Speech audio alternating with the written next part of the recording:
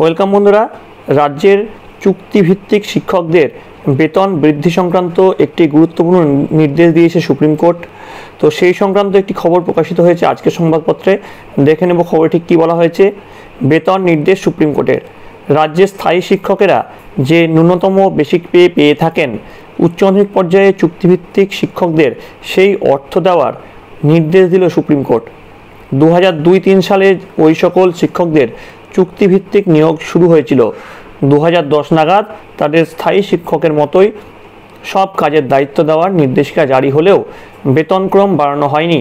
তাই স্থায়ী শিক্ষকেরা যে ন্যূনতম বেসিক পে পেয়ে থাকেন, সমপরিমাণ বেসিক পের দাবিতে কলকাতা হাইকোর্টের দ্বারস্থ হয়েছিলেন চুক্তিভিত্তিক শিক্ষকেরা। 2012 সালে মামলাটি উঠেছিল কলকাতা হাইকোর্টে। সেই মামলায় কলকাতা হাইকোর্টের সিঙ্গেল ও ডিভিশন বেঞ্চে জিতেছিলেন ওই শিক্ষকেরা। ওই সিদ্ধান্তকে চ্যালেঞ্জ করে সুপ্রিম কোর্টের দ্বারস্থ হয় রাজ্য সরকার।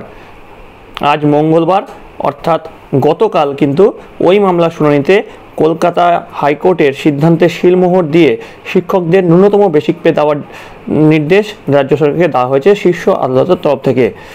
তো এই ছিল আজকের আপডেট। এরকম শিক্ষামূলক বিভিন্ন ভিডিওর আপডেট পেতে অবশ্যই এই চ্যানেলটি সাবস্ক্রাইব করে রাখতে হবে।